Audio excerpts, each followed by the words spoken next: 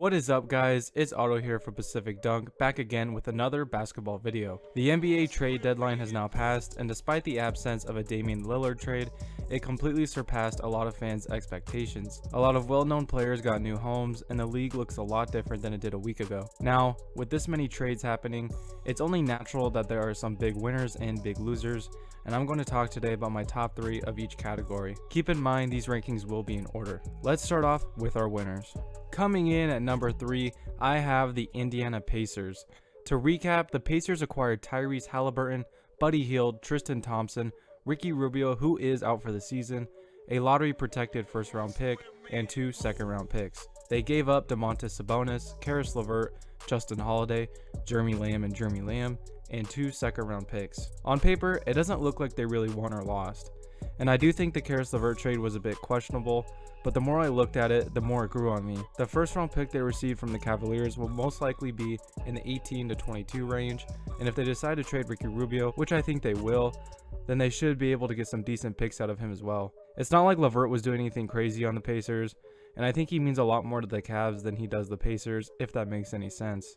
The Pacers wanted to give more of an opportunity for Duarte to grow, and it just made sense to send LeVert elsewhere so that could happen. Could they have gotten a better deal for him? I think they could have, but I think they just wanted to find a trade for him before the deadline hit, and I agree with that. On the flip side, the trade they made with Sacramento absolutely more than makes up for this, and it was an absolute W for Indiana. I mean, Sabonis is a great player, but you could tell Sacramento was desperate to get a star for whatever reason, and they gave up way too much to make that happen. I absolutely love Tyrese Haliburton on this Pacers team. I was honestly so surprised that the Kings were considering trading him, let alone in a package deal with Buddy Hield. I thought for sure De'Aaron Fox would be the first to leave, given his expensive contract and down play this year. All in all, this trade made zero fucking sense for the Kings. It's not like they were competing for anything sitting at 12th in the Western Conference, so adding Sabonis and getting rid of their young players was the classic Kings thing to do. The Pacers' future just got a lot brighter with their additions. Hield will be a great presence as usual, whether he comes off the bench for them or he is slotted into the starting lineup.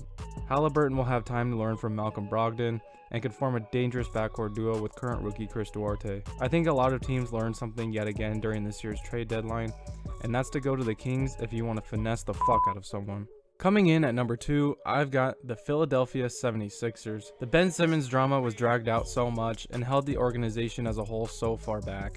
Part of the blame goes to the team itself. They had many opportunities to pull the trigger on a Ben Simmons trade, but the ridiculously high standards of GM Daryl Morey prevented any trades from actually happening. The team has actually played very well considering the distractions they have faced, as they currently sit 5th in the Eastern Conference. James Harden will be a perfect fit on this team, and the duo of Harden and Embiid sounds like some scary shit. The toxicity has officially left Philadelphia, and the team can turn the entirety of their focus on winning and going for the trophy. One thing I'm glad the Sixers did was make Ben Simmons a part of a package for an even bigger player, as it was obviously the most practical thing to do. Trading Simmons for a package of picks and young players would not have fit the 76ers' current timeline. Despite all the strip club and fat jokes, James Harden is still a really good player, and the Sixers only giving 2 first-round picks is actually pretty good value. To put this into perspective, Houston received 8 first-round picks for Harden in last season's 4-team trade. That sent Harden to the Nets. The only thing that kind of bums me out about this trade is that Philly had to give up Seth Curry. I would have loved to see Harden play with a player like Seth Curry, as I feel like he would support Harden's playstyle perfectly. It was really unpreventable though. There was no way the Sixers would get Harden without giving up either Maxey or Curry. And coming in at the number 1 spot, my biggest winner of this trade deadline isn't a team. It's going to be none other than Benjamin Simmons. Yes, Ben Simmons, in my eyes, is the biggest winner of this deadline. After being incredibly distant from the Sixers, acting like a child at practice, and actually being asked to leave practice, it really seemed like Simmons was ruining his reputation in the league and ruining the chance of another team being interested in him. Simmons' talent was obvious, but his already questionable work ethic and his new behavior led to some assuming nobody would give the Sixers what they were asking for. But Brooklyn has given Simmons another chance. When it's all said and done, Ben Simmons has a fresh start in a new city on a new team. Not only that, but he joins a contending team with one of, if not the best player in the world. I could only imagine this was exactly what Simmons wanted and dreamt of, and it's up to him to not fuck it up. It'll be interesting to see how he fits with KD and Kyrie. KD didn't seem to be too happy with James Harden during last night's All-Star draft, so if he's not too fond of Harden, I wonder how he'll feel about being teammates with Ben. I'm sure he and the team will give him the benefit of the doubt and allow him to prove himself. What will also be interesting is to see how he plays with Curry and Drummond. I could imagine it will be a bit awkward given Simmons' absence from the 76ers, but like I said, these guys are professionals and I'm sure they'll move right past it. Simmons has everything he needs to succeed with the Nets. He's got shooters, he's got other playmakers who can take over when he goes cold, and he's got a brand new start. Simmons officially has what he wanted all along, and that's why he's my biggest winner. Now, of course, we have to talk about this trade deadline's biggest losers. I feel like there were actually a lot of them this year, as I personally believe the only trade that truly made sense for both sides was the blockbuster Nets-Sixers trade. There were a lot of trades in this deadline that just didn't make sense for the team's timelines, like the Wizards and Kings, who both actually didn't make the top 3. I'm not quite sure what the point of swapping Trez for Kings was. This team has fallen out of the top 10 of the East at the time of this recording, and they just lost their best player to a season-ending injury. Maybe Porzingis will go crazy being the main star again, but even if that happens, how far will that get them? At this point, they are just ruining their draft position for the next season.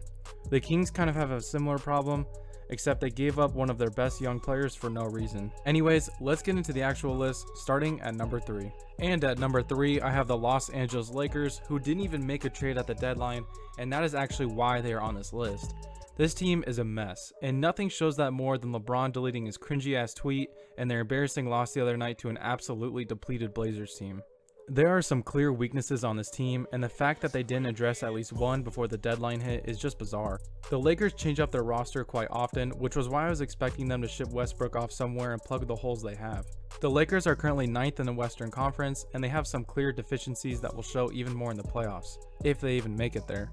Out of every team in the NBA that absolutely needed a trade, the Lakers were definitely up there, and fans can't help but feel disappointed. Props to them for trying to make it work though. Maybe it'll work out for them and they'll prove me wrong. Coming in at number 2, everyone, I have the Dallas Mavericks. Now, trade made sense, okay? I'm not saying that. Dallas had been a bit frustrated with them for a while now, and his disappearing act in the playoffs had pissed off a lot of people. The Mavs were looking for a trade for him for a long time, and you have to think they could have gotten a much better offer than whatever the fuck the Wizards gave them. In case you missed it, Dallas sent a second-round pick to Washington. In exchange, the Wizards gave them none other than Spencer Dinwiddie, who's averaging 12.6 points per game with a 37.6 field goal percentage and 31.0 3-point percentage, and Davis Bertans, whose shooting somehow is even worse. Come on, Dallas, giving Luka help has been your biggest problem, and for some reason, you guys just can't figure it out. I mean, at that point, just fucking keep It just didn't make sense at all for them, and what I think is so funny too is that the second round pick that was included in this trade was just so fucking random. I mean, even if it was just Porzingis for these two players, they still would have gotten fleeced, but Washington managed to talk Dallas into sending them a second round pick for no reason. Absolute L, Dallas.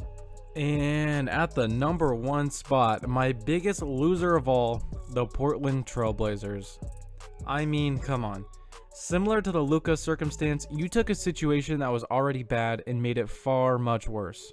And what makes this even more unacceptable is that you have the balls to come out and say you are rebuilding around Damian Lillard. Last time I checked, you don't create a rebuild around your star player who is 31 years old. At least Luka is 22, and Dallas has at least some time to create a great supporting cast. Portland is not in that situation. A rebuild is not practical when you have an all-star caliber player on your team. It's going to be such an awkward rebuild, and I don't see it working out for them whatsoever. This team still has Lillard, Nurkic, and Anthony Simons, so it's not like they're going to be the worst team in the NBA. But they're also not going to be a playoff team. I really don't know what they're trying to do. Their rebuilding formula is a fucking mess, and sitting in mediocrity will do nothing but get them mediocrity. I really feel bad for Damian Lillard. He is staying loyal to this team, but as someone viewing the situation from the outside, I just really want him to find a new home. Maybe it'll happen this offseason, maybe it won't. Either way, it'll be interesting to see what happens. Also, it's worth noting that Portland's interim GM Joe Cronin came out and said they are focusing on a big picture rebuild, which just seems to make sense when you have a 31-year-old star. The trade deadline was absolutely bananas, and all in all, it was really fun to see. The Nets-Sixers trade was absolutely perfect for both sides, but there were also a lot of pointless trades for teams not even in the playoff picture yet. This is definitely a side effect of the play-in, where the 10th seed has a chance to make the playoffs. Which, all being said, does make the NBA more fun when you see more teams competing, but giving up one of your best young players, Sacramento, isn't very sensible. It'll be exciting to see how these new players fit on their team, and I can't wait to find out. Anyways guys, that's all I have for you in this video. Thank you for watching, and if you don't mind, please absolutely destroy that like button like the Blazers did to their roster, and I'll see you guys in the next one. Peace.